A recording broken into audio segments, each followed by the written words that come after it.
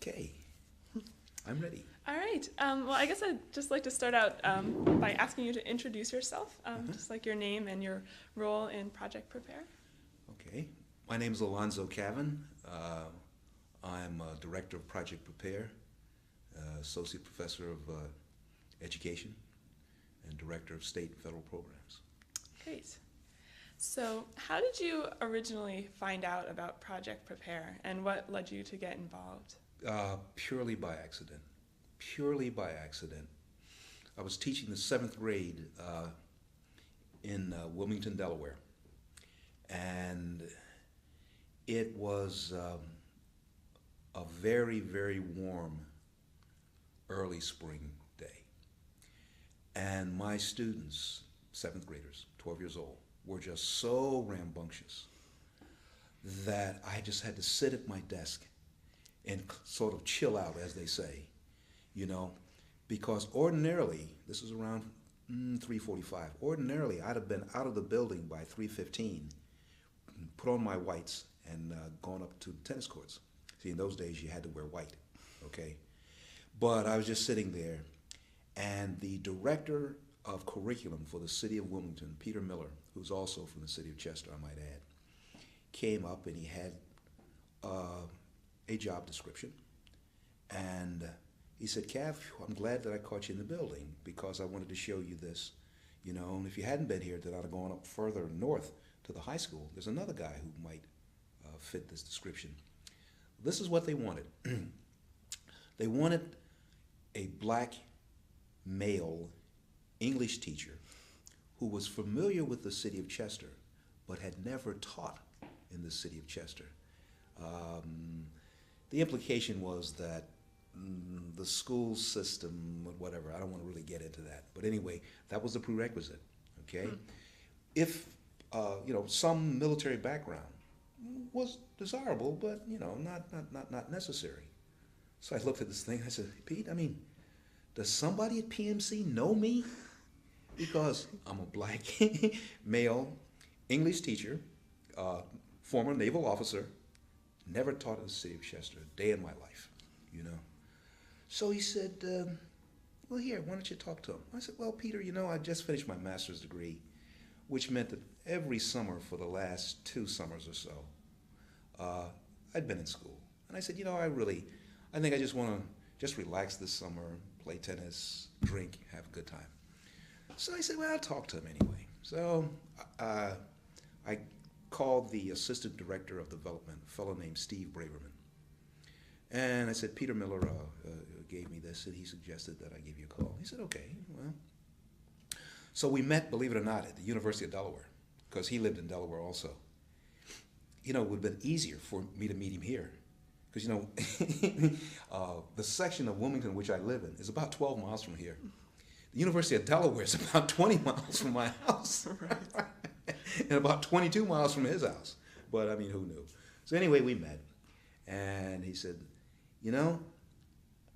I think you would really enjoy what we're doing here. And I said, well, I've been in school the last 2 summers, and I really just want to play tennis, drink, enjoy myself. So he said, come on. He said, let's talk about it. I said, okay. So I said to him, well, okay. It is exciting, and I'll do it for one summer. Okay. So Here you are. here I am. Yeah. But yeah, probably the most exciting summer of my life. The reason they wanted a black male is because at the time, the design was 20 African American males from the city of Chester, because of course this was Pennsylvania Military College. Right. Yeah. So part of what I was to do was to teach English and to direct a 1-act play. Okay. And I can tell you about that if you like. Oh, definitely, yeah. Yeah. Well, the play I chose was The Emperor Jones. Familiar with that play? No, I'm not. Okay. Well, it was a perfect vehicle for us because the play is one act, and there were no, that's not right. There was one minor role for a female, and really, when you looked at the script, all you had to do was simply change her gender. I mean, it was a non-gender specific role, but in the director's notes, it does say that she's a female. So we changed her gender. The play, which by the way you can see because it's on videotape, the version I've seen stars Paul Robeson. Name anything to you? Paul Robeson? Yeah. Oh yeah. Yeah. And the Emperor Jones, Brutus, the most noble Roman of them all, and of course Jones, plain as dirt. Magnificent play. Anyway, so we're working on this. Now part of the structure was to get the boys to see that with time management, you can accomplish a whole lot of stuff, okay? So this is to say you spend a full day in class, have dinner, and then have play rehearsal in the evening, and then go back and study. And it can be done. Anyway, so we're going on this thing, and ever been in a play? Yeah. Okay. Well, as you well know, the last rehearsal should be chaos.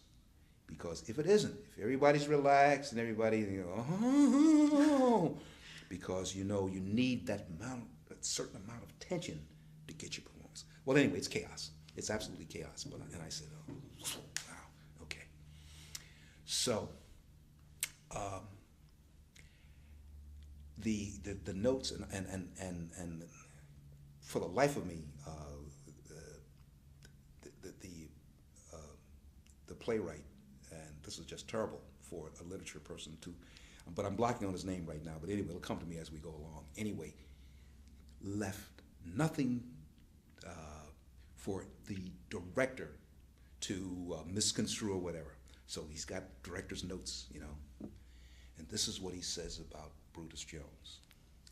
Brutus comes stage left, okay, and he's wearing this garish uniform, okay. And by the way, what we did, we took one of the white summer P.M.C. uniforms, and we found a big straw Palm Beach hat, and someone found a crazy-looking bandana and wrapped it around it. So Brutus comes in, stage left, all 6'3", 225 pounds on, with this garish outfit. The director's note says, it's garish, but he has a way of carrying it off. Well, Brute comes in stage left, and the women of the audience went, oh, because he was magnificent. Oh, my goodness.